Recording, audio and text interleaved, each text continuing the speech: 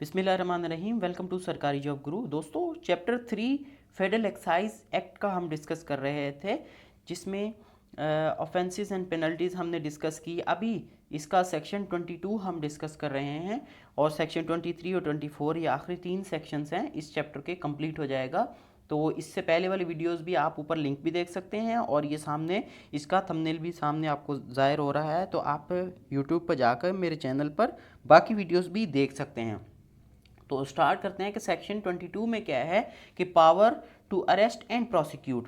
तो फर्स्ट में क्या है कि इनलैंड रेवेन्यू का कोई भी ऑफिसर जिसको बोर्ड ने ये ऑथोराइज़ किया हो, वो इस काम के लिए, अगर उसके पास ठोस वजह है किसी भी शख्स को कि उसने ये जुर्म का इर्तिकाब किया है, उसने ये जुर्म किया है, तो वो कमिश्नर से राइटिंग में ये इजाज़त लेगा और उसके बाद उस शख्स को गिरफ्तार करेगा।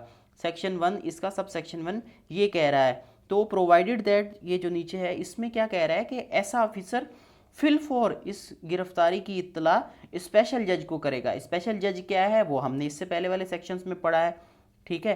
तो स्पेशल जज ऐसे ऑफिसर को हुक्म देगा कि इस शख्स को मतलब फ़लाँ तारीख पर, फ़लाँ जगह, फ़लाँ टाइम पर जज के सामने इसको पेश किया जाए। जिसको गिरफ्तार किया है इनलैंड रेवेन्यू के ऑफिसर ने, उसको इस जज के सामने पेश किया जाएगा, ठीक है। तब वो उसको परमिशन देगा कि हाँ उसको गिरफ्तार करें। और इनलैंड रेवेन्यू ऑफिसर को जज की बात पर अमल लाजमी करना है, लाजमी उस बंदे को सामने प्रोड्यूस करना है जज के। फिर 2 में क्या कह रहा है, 2 में ये कह रहा है कि गिरफ्तार किए हुए फ़र्द को स्पेशल जज के सामने पेश किया जाएगा, लेकिन अगर उस रीज़नेबल डिस्टेंस में यानी करीब में कोई सेशन जज स्पेशल जज नहीं है तो 24 घंटे में जुडिशल मजिस्ट्रेट के सामने उसको पेश किया जाए। जुडिशल मजिस्ट्रेट तो होता ही है हर शहर में, हर इलाके में, तो उसके सामने उसको पेश कर दिया जाए। और फिर आगे देखते हैं कि 3 में क्या कह रहा है।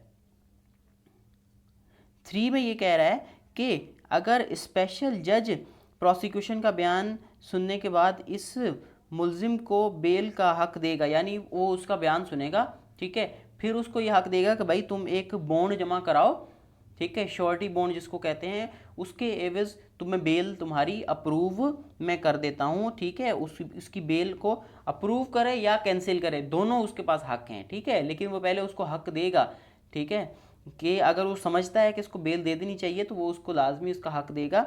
जब तक फिर वो इनलैंड रेवेन्यू ऑफिसर जो है ना वो दूसरी कोई बात करे तो वो बात की बात है। लेकिन अगर स्पेशल जज चाहे तो किसी भी स्टेज पर ये बेल कैंसिल भी कर सकता है, कि अगर उसे लगे कि ये बेल दे देने से जो है ना वो इस जो इंक्वायरी है या ये जो प्रोसिक्यूशन की वो जो है उसको नुकसान पहुंचेगा या वो कोई और जुर्म कर सकता है, तो वो किसी भी स्टेज पर उसकी बेल कैंसिल भी कर सकता है। तो ये इसमें पूरे सेक्शन 3 में ये बात कर रहा है। 4 में क्या कह रहा है, 4 में ये कह रहा है कि जब भी कोई शख्स मजिस्ट्रेट के सामने पेश किया जाएगा तो वो हुक्म देगा कि उस शख्स को स्पेशल जज के सामने पेश किया जाए। यानी स्पेशल जज नहीं था रीज़नेबल डिस्टेंस में तो उसको जुडिशल मजिस्ट्रेट के सामने ले गए। जुडिशल मजिस्ट्रेट ने उसका बयान सुना, ठीक है, अगर बेल देनी है तो ठीक है, वह फिर वो क्या करेगा, फिर वो कहेगा कि अब जो है ना इसको स्पेशल जज के सामने इसको ज़रूर पेश किया जाए। 5 में क्या कह रहा है, 5 में कह रहा है कि अगर इनलैंड रेवेन्यू का ऑफिसर राइटिंग में ये रिक्वेस्ट करे, दरख्वास्त करे, किसको, स्पेशल जज को या जुडिशल मजिस्ट्रेट को, उसको लिखकर ये रिक्वेस्ट करे कि इस शख्स को तफ्तीश के लिए उनके हवाले किए जाए। जैसे फिजिकल रिमांड होता है, जुडिशल रिमांड होता है, ठीक है, कस्टडी में दे दिया जाता है, फिर वो इन्वेस्टिगेशन करते हैं, ठीक है, उस तरह से वो अगर करेगा तो स्पेशल जज उसे रद्द नहीं कर सकता, ठीक है। स्पेशल जज को उसकी बात माननी होगी क्योंकि वो समझ रहा होगा कि भाई इसकी रिमांड लेकर हम इससे इंक्वायरी कर सकते हैं, इन्फॉर्मेशन ले सकते हैं जो आगे कारआमद होगी। लेकिन इस कस्टडी का दौरानिया कितना होगा, 14 दिन के लिए ये कस्टडी में दे सकते हैं, ठीक है। बाद में वो होता है कि उसकी कस्टडी इंक्रीज़ भी हो जाती है, लेकिन पहले 14 दिन से ज़्यादा उसको कस्टडी में नहीं रख सकते। 6 में कह रहा है कि गिरफ्तार किए हुए शख्स को गिरफ्तारी की वजह और दूसरी डिटेल एक रजिस्टर में रिकॉर्ड किए जाएं, ठीक है। इनलैंड रेवेन्यू का ऑफिसर क्या करेगा, एक रजिस्टर्ड होता है, उसमें उसकी सारी डिटेल्स जो है जो है ना उसमें एंटर की जाती है और फिर इंक्वायरी शुरू की जाती है। अगर वो गिरफ्तारी के 15 घंटों में इंक्वायरी कर लेता है, ठीक है, तो स्पेशल जज के सामने पेश करने के बाद उस मुल्जिम का मज़ीद रिमांड भी ले सकता है। अगर वो 15 घंटे में शुरू के जो 15 आवर्स हैं उसमें अगर वो इंक्वायरी कंप्लीट कर लेता है, ठीक है, जो इनलैंड रेवेन्यू का ऑफिसर, तो फिर वो चाहता है कि हाँ भाई मुझे मज़ीद इन्फॉर्मेशन लेने के लिए इसकी मज़ीद जो है ना वो रिमांड चाहिए, तो वो उसका मज़ीद रिमांड भी ले सकता है। सातवें में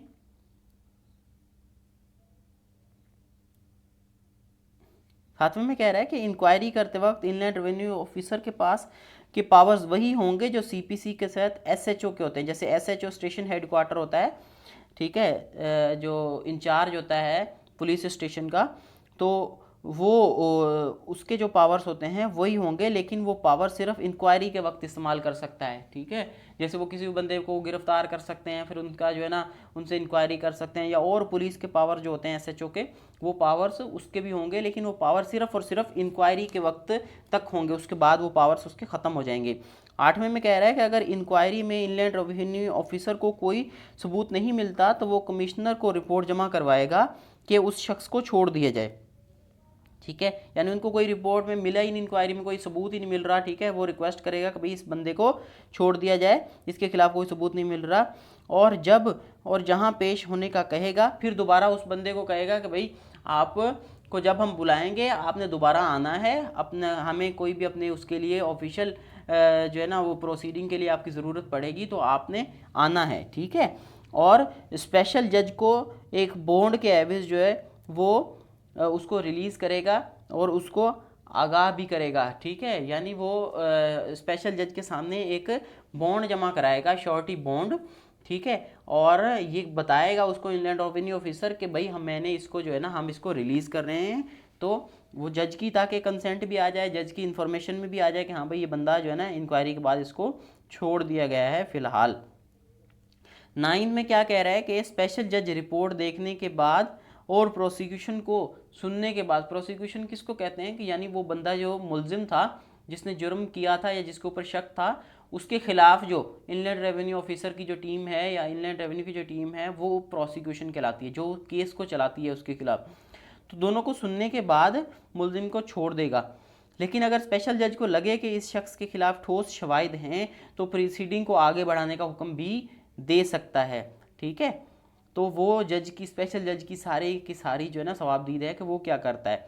10वें में क्या कह रहा है कि अगर इंक्वायरी ऑफिसर को register of arrest and detention, ठीक है ना, ये क्या है 10वें में है कि वो मेंटेन करके रखना होगा, ठीक है। इंक्वायरी ऑफिसर को क्या करना होगा कि इस एक्ट की जो सारी उसको कंप्लीट करने के लिए एक register of arrest and detention maintain करना होगा, जिसमें वो नाम, तारीख, वक्त और दूसरी जितनी भी डिटेल्स हैं वो बंदे की वो सारी उसमें डालेगा, जैसे हमने पहले भी बात कर ली, ठीक है, कि वो सारी चीज़ें उसी में डालेगा। और फिर जो भी उसके साथ साथ जो भी सामान उससे मिला है, जो भी रिकवर्ड चीज़ें उसकी मिली हैं वो भी उसी में जो है ना वो जमा कराएगा, ठीक है। यानी उसके पास से जो भी सामान था, ठीक है, और उसके अलावा वो सारे डे टू डे जितनी भी चीज़ें हैं वो उस रजिस्टर में लिखेगा। मिसाल के तौर पे डे टू डे इंक्वायरी की है, कोई लेटर बनाया, उसकी जितनी भी कॉपीज़ हैं, ऑथेंटिकेट कॉपीज़, वो सारी इसी में रखेगा, और जब इसको ज़रूरत पड़ेगी तो वो क्या करेगा, स्पेशल जज के सामने उनको पेश करेगा। समझ में आई, सारा रिकॉर्ड उसका होता है, ऐसे नहीं कि बंदा ऐसे ही पकड़ के जो है ना वो रख लिया उसमें, नहीं। 11वें में क्या कह रहा है कि इंक्वायरी मुकम्मल करने के बाद इनलैंड रेवेन्यू ऑफिसर स्पेशल जज को एक रिपोर्ट जमा कराएगा, इसी तरह जिस तरह से एसएचओ एक सेशन कोर्ट में एक रिपोर्ट जमा कराता है कि हमने फलाना बंदा पकड़ा, ठीक है, उसकी ये इन्वेस्टिगेशन की है, इंक्वायरी की है, उससे ये चीज़ें मिली हैं या उसने ये इन्फॉर्मेशन दी है, तो रिपोर्ट इसी तरह स्पेशल जज के सामने भी पेश होती है। 12वें में क्या कह रहा है, कोई भी judicial magistrate, first class magistrate किसी का भी माली बयान ले सकता है सीपीसी के सेक्शन 164 के मुताबिक, ठीक है। 13 में क्या कह रहा है, 13 में कह रहा है कि बोर्ड का मतलब एफबीआर वफाकी वजीर की रजामंदी से एक नोटिफिकेशन जारी कर सकता है जिसमें वो किसी भी बोर्ड के ऑफिसर को, एफबीआर के ऑफिसर को इनलैंड रेवेन्यू ऑफिसर्स के पावर और इख्तियारात सौंप सकता है, ठीक है। वो फंक्शंस और इख्तियारात, पावर्स जो भी हैं वो उसको दे सकता है, अब वो जैसे उसको लगे कि भाई इसको देने से जो है ना वो काम जल्दी होगा, या जो है ना वो जो इंक्वायरी हो रही है वो आसानी से हो जाएगी, तो वो बोर्ड का इख्तियार है। लेकिन उसमें वफाकी वज़ीर जो है ना वो जो इसका होगा रेवेन्यू का, उसकी रजामंदी से फिर वो जो है ना नोटिफिकेशन जारी होगा, ऐसे नहीं है। 14वें में कह रहा है कि अगर किसी शख्स ने जुर्म किया और उस पर जुर्माना लग रहा हो, यानी पेनल्टी लग रही हो, तो कमिश्नर को ये इख्तियार है कि वो उसके जुर्म को जो है ना वो कंपाउंड का अल्फाज इस्तेमाल किया है। कंपाउंड का मतलब ये होता है कि उसमें कंप्रोमाइज़ कर दे, उसकी सज़ा को कम कर दे या सज़ा को छोड़ दे, ठीक है। तो कंपाउंड वर्ड का मतलब ये है। तो वो कब उसको छोड़ सकता है कि अगर वो बंदा राज़ी हो जाए कि हाँ भाई मैंने जो जुर्म किया है उसकी मैं जितना वो टैक्स बन रहा था या ड्यूटी बन रही थी मैं ड्यूटी भी दे रहा हूँ। डिफ़ॉल्ट सरचार्ज का मतलब ये होता है कि उतने दिन गुजरने के बाद पर डे पे जो वो लग रहे होते हैं, एक्स्ट्रा चार्जेस लग रहे होते हैं ना, ठीक है। जैसे हम बिजली का बिल पे अगर नहीं करते तो पर डे पे हमारा जो है ना उसके ऊपर डिफ़ॉल्ट सरचार्जेस लग रहे होते हैं, एक्स्ट्रा पैसे लग रहे होते हैं, वो भी जमा कराएगा। और फिर जितना उसके ऊपर जुर्माना बन रहा है वो भी जमा कराए, तो फिर उसकी जो सज़ा है उसको कंपाउंड कर सकता है, यानी कंप्रोमाइज़ कर सकता है उसके ऊपर, उसको छोड़ सकता है। तो ये है 14 में कंप्लीट। ही हमारा जो है ना जो सेक्शन 22 था जिसमें पावर थे किसके, power to arrest and prosecute, वो कंप्लीट हुआ। फिर अभी 23, ये छोटे छोटे 2 सेक्शन है, ये जल्दी से हम इनको कर लेते हैं, ठीक है। और इससे हमारा ये जो चैप्टर है चैप्टर 3 ये कंप्लीट हो जाएगा। 23 में क्या कह रहा है, power to summon person to give evidence and produce documents in inquiry के दौरान किसी भी बंदे को बुलाना ताकि वो अपना बयान रिकॉर्ड करा सके। जैसे प्रोसिक्यूशन समझे या इनलैंड रेवेन्यू ऑफिसर समझ सकता है कि भाई फलाने बंदे को बुलाने से कोई फ़ायदा हो सकता है इंक्वायरी में, उसका बयान ले लेते हैं, तो उसको किस तरह से बुलाया जाएगा और किसका इख्तियारात हैं किसी भी बंदे को बुलाने के। तो इनलैंड रेवेन्यू ऑफिसर के पास ये पावर है कि जो उसको किसने दिए हैं, बोर्ड ने दिए हैं, एफबीआर ने उसको ये पावर दिए हैं कि वो किसी भी शख्स को बुला सकता है जिसकी हाज़िरी से उसको लग रहा है कि कोई शवाहिद या कोई और मालूमात हासिल हो सकती है जो इंक्वायरी में मददगार साबित हो, ठीक है। 1 में सारी में यही बात है। 2 में क्या है, सेक्शन 2 में सब सेक्शन 2 में कह रहा है कि जिसको भी इनलैंड रेवेन्यू ऑफिसर बुलाएगा उसको खुद आना होगा या वो अपना एक नुमाइंदा भेजेगा, एजेंट भेजेगा, ठीक है। बड़ी बड़ी कंपनीज होती हैं, बड़ी बड़ी कंपनीज के जो सीईओज होते हैं या ऑनर्स होते हैं या उसके अलावा दूसरे जो बड़े वो होते हैं, उनको जो है ना उनके ख़ास तौर पे वकील होते हैं या उनके दूसरे एजेंट होते हैं, ये जो लीगल मामलात को देख रहे होते हैं, तो वो डायरेक्ट खुद नहीं आते, अपने एजेंट्स को भेजते हैं। तो इस तरह से उनको आना लाजमी होगा, ठीक है। लेकिन वो जो भी बयान देंगे वो क्या होगा, या जो भी डॉक्यूमेंट पेश करेंगे, जो भी कागज़ पेश करेंगे, जो भी चीज़ देंगे सबूत के तौर पे, वो सच पर मबनी होनी चाहिए, उसमें कोई भी झूठ नहीं होना चाहिए। समझ में आई? तो ये था। तीसरे में क्या कह रहा है, तीसरे में कह रहा है कि हर इंक्वायरी की हैसियत कानूनी और इंसाफ की कार्रवाई की होगी, यानी उसकी जो हैसियत होगी वो जुडिशल प्रोसीडिंग की होगी। ऐसा नहीं है कि कोई बंदा उसको लाइट ले कि हाँ भाई ये चलो ये तो इनलैंड रेवेन्यू ऑफिसर वाला इंक्वायरी कर रहा है, नहीं, उसकी कानूनी हैसियत जो है ना वो जुडिशल प्रोसीडिंग, जैसे आपके खिलाफ कोर्ट में केस चल रहा है, ये उसकी जो है ना वो हैसियत होगी। किसकी, सीपीसी के सेक्शन 193 और 228 के मुताबिक, ठीक है। 24 सेक्शन में क्या कह रहे हैं, officers required to assist officer और इनलैंड रेवेन्यू ऑफिसर की मदद करने के लिए और कौन से ऑफिसर चाहिए होंगे, तो तमाम police, custom, sales tax, civil armed force और गवर्नमेंट के जितने भी लोग हैं, तमाम मुलाजमीन जो टैक्स जमा करने में मसरूफ़ हैं, जिनका काम है टैक्स जमा करना, वो इसकी मदद करेंगे, इनलैंड रेवेन्यू ऑफिसर की हर मुमकिन मदद करेंगे और हर तरह से ताउन करेंगे ताकि इनलैंड रेवेन्यू ऑफिसर अपना फ़राइज़ जो है ना वो अंजाम दे सके। किसके लिए, इस एक्ट के को फुलफ़िल करने के लिए, इस एक्ट की जो रिट है उसको जो है ना फुलफ़िल करने के लिए, उसको इन्फोर्स करने के लिए उसकी हर मुमकिन मदद करेंगे बाकी ऑफिसर्स, ठीक है। तो ये था चैप्टर 3। इसके बाद ये देखें चैप्टर 4 शुरू हो गया। ये चैप्टर 4 मैंने क्लियर किया हुआ है, इसकी पे वीडियो बनी हुई है पहले से, ये आपको स्क्रीन पे भी नज़र आ रही है और इसका लिंक भी नज़र आ रहा है ऊपर, तो ये आप